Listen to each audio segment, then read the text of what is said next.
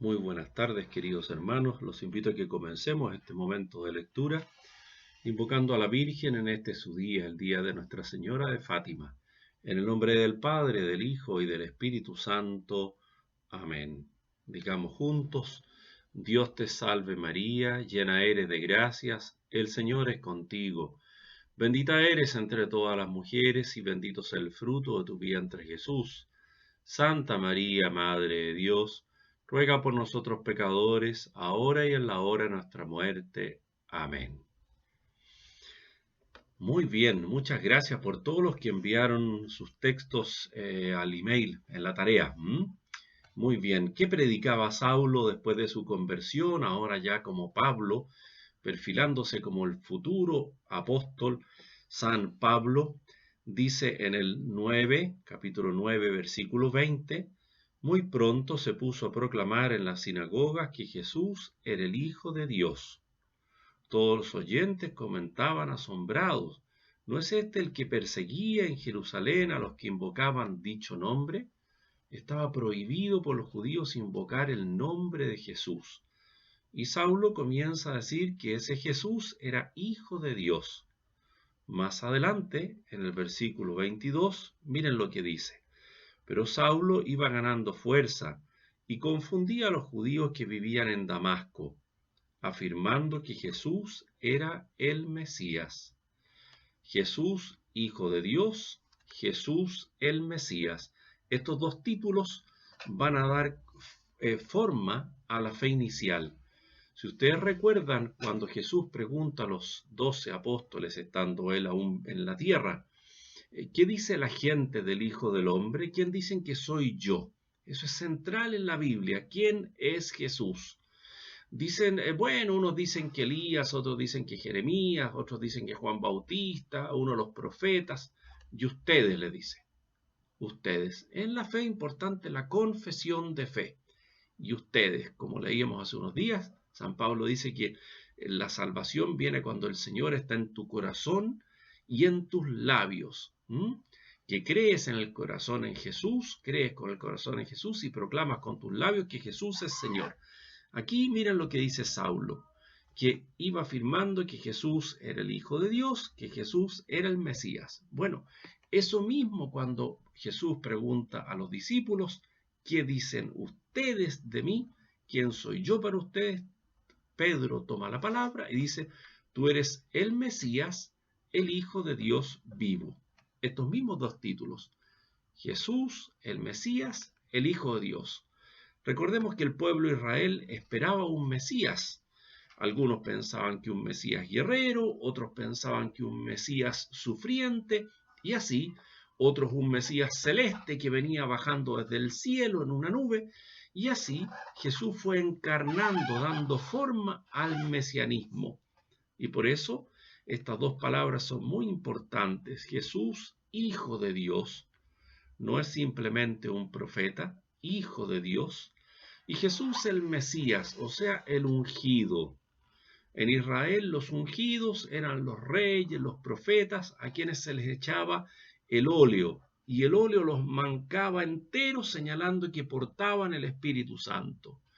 Pero en Jesús los apóstoles descubren que no solo porta y entrega el Espíritu, sino que lo posee como algo propio, y por eso puede donarlo. Es el Mesías, el ungido. De eso participamos nosotros. Cuando nos bautizan, nos ungen con el Santo Crisma. Tú eres ungido también para ser también un portador del Espíritu Santo y proclamar eso, que Jesús es el Hijo de Dios y que Jesús es el Mesías. Vamos adelante. Hoy quiero que leamos el capítulo 10 de los Hechos de los Apóstoles y el siguiente, el capítulo 11. Son muy importantes y para nosotros poco conocidos. Vayamos leyendo. Vivía en Cesarea un tal Cornelio, capitán de la corte itálica, hombre piadoso que veneraba a Dios con toda su familia. Un romano que venera a Dios. Hacía muchas limosnas al pueblo y oraba constantemente a Dios. A eso de las 3 de la tarde vio claramente en una visión a un ángel de Dios que entraba en su habitación y le decía: Cornelio. Él lo miró asustado y dijo: ¿Qué quieres, Señor? Le contestó: tus oraciones y limosnas han subido a la presencia de Dios y son tenidas en cuenta. Ahora envía gente a Jaffa a buscar a un tal Simón por sobrenombre Pedro. Se aloja en casa de Simón el curtidor al lado del mar. Una visión en la oración para un hombre que es piadoso y que hace limosnas, que reza y hace limosnas. Cuando se marchó el ángel que le hablaba, llamó a 2 criados y a un soldado piadoso y de confianza. Le explicó el asunto y les envió a Jaffa. Al día siguiente, mientras ellos iban de camino y se acercaban a la ciudad, Pedro subió a la azotea para orar. Como era cerca del mediodía, sintió apetito y quiso comer algo. El encuentro de 2 que están en oración: Cornelio, soldado romano, y Pedro. Con este encuentro que se producirá, como tú lo vas a leer en los versículos siguientes, se produce algo maravilloso. Los primeros apóstoles habían sido enviados al pueblo de Israel, donde Jesús había predicado, y finalmente, antes de subir Jesús, al mundo entero. Pero, ¿cómo era ese proceso? ¿Había que hacerse judío primero para después ser bautizado? ¿El bautismo era solo para el pueblo de Israel? ¿Solo para los elegidos? Y este texto nos muestra lo que sucede y cómo la iglesia se abre a la conversión de todo el mundo y descubre cómo Dios da su gracia gratuitamente. Vamos a seguir leyendo. Sintió apetito y quiso comer algo, en el versículo 10. Mientras se lo preparaba, cayó en éxtasis. Vio el cielo abierto y un objeto como un mantel enorme, descolgado por las 4 puntas hasta el suelo. Contenía toda clase de cuadrúpedos, reptiles y aves. Y oyó una voz: Vamos, Pedro, mata y come. Pedro respondió: De ningún modo, Señor. Nunca he probado un alimento profano o impuro. Por segunda vez sonó la voz: Lo que Dios declaró puro, tú no lo tengas impuro. Esto se repitió 3 veces y enseguida el objeto fue elevado al cielo. Mientras Pedro, desconcertado, se interrogaba sobre el significado de la visión, los enviados de Cornelio, que habían preguntado por la casa de Simón, se presentaron a la puerta y preguntaron si se alojaba allí Simón, de sobrenombre Pedro. Pedro seguía dándole vueltas a la visión, cuando el Espíritu le dijo: Mira, 3 hombres preguntan por ti. Levántate, baja y sin dudarlo, vete con ellos, porque yo los he enviado. Pedro bajó a donde estaban y les dijo: Soy yo el que buscan. ¿Para qué vienen?